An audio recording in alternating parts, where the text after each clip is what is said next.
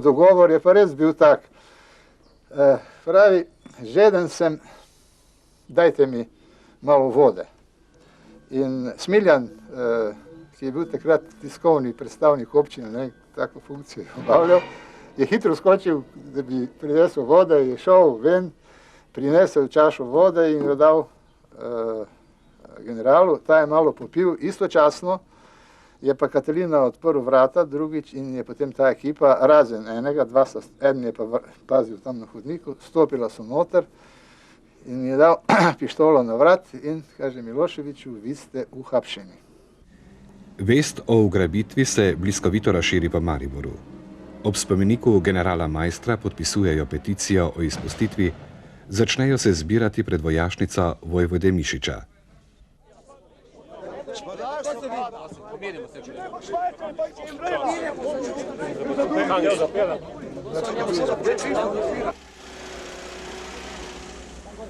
Pekrski dogodki so za slovensko osamosvojitev pomembni predvsem iz dveh vidikov.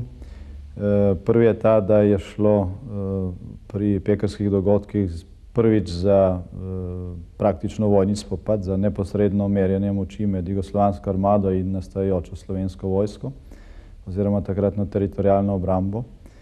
In drugič so pomembni zaradi tega, ker se je ob teh dogodkih pokazalo, da ima slovenska vojska podporo prebivalstva, ljudi, ki so na plebiscitu glasovali za samostojno Slovenijo, kar so Mariborčani dokazali z množičnimi protesti in podporo branilcem Peker. V vojaškem smislu gledano pa je bil to za slovensko osamosvojitev ključni, najbolj dragocen test, kjer smo preverili nekatere ukrepe, ki so bili pripravljeni, ki so bili sprejeti že nekaj tednov prej in pripravljeni za primer zaostritve z jugoslovansko armado.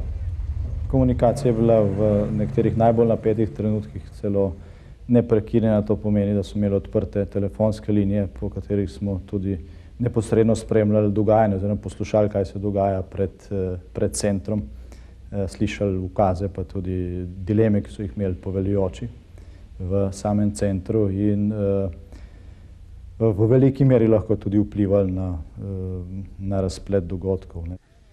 V protestih pod oklepnikom umre Jozef Simčik. Ogorčenje ljudi narašča. Snimi to, snimi. Snimi. A lahko samo za kamero spustite, da gremo tja snimati. Pet kamero. Samo da nas snimamo. Pet. Šest. Sam. Snimi to, snimi.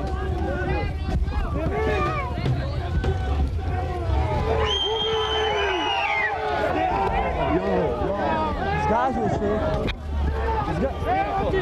Snimi.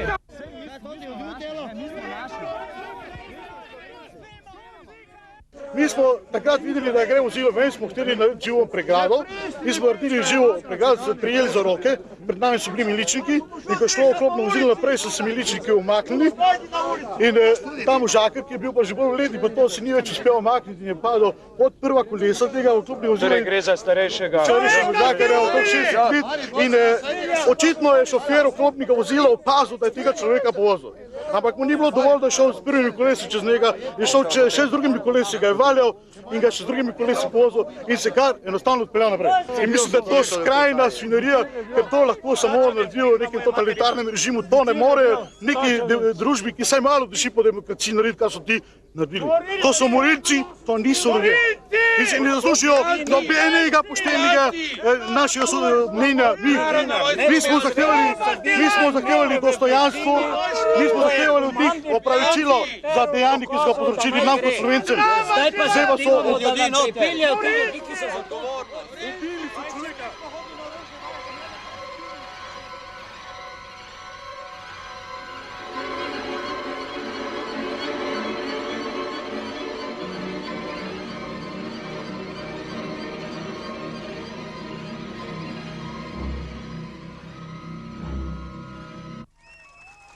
Vojaško sodišče Vladimirja Miloševića oprosti, kar izzove navdušenje čakajočih Mariborčanov.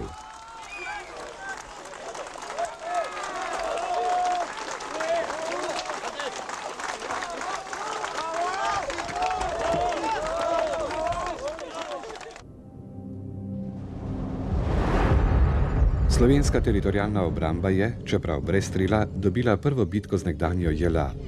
Bitka je napovedala, da bo nova slovenska vojska kos tudi težjim preizkušnjam. Dogodki okrog 710. učnega centra TO v Pekrah so bili dejansko le povod za širšo in vnaprej načrtovano akcijo vodstva JLA proti teritorijalni obrambi in legalnim organom Republike Slovenije.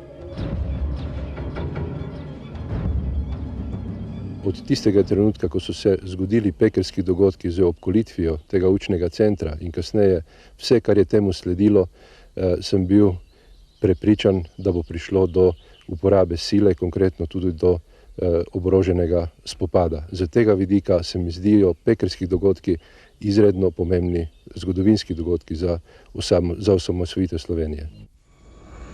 Pekrski dogodki so bili nedvomno pomemben kamen v mozaiku osamosvajanja Slovenije, ki se je začelo z 10-dnevno vojno 35 dni po Pekrah. Ostaja pa vprašanje, kako bi se osamosvojitev odvijala, če se prebivalci Maribora ne bi tako složno in odločno postavili po robu jugoslovanski armadi. In kakšen bi bil razvoj dogodkov, če bi 710. učni center padel, mesto pa klonilo? Jaz osebno sem prepričan, da če bi takrat padle Pekre, bi se marsikaj tudi v nadaljevanju slovenske zgodovine, da rečem, dogajalo drugače, kot se je. Če drugo ne, skoraj mislim, da bi naši fantje sodelovali na Hrvaškem in po drugih delih Jugoslavije. Maribor je bil spet kraj prelomnih dogodkov v slovenski zgodovini, če omenimo le dva. Slomškovo preselitev Levantinske škofije v Maribor in akcijo generala Maistra, ki je leta 1918 razorožil nemško zeleno gardo in svojimi vojaki zasedel severno mejo od Dravograda do Radgone.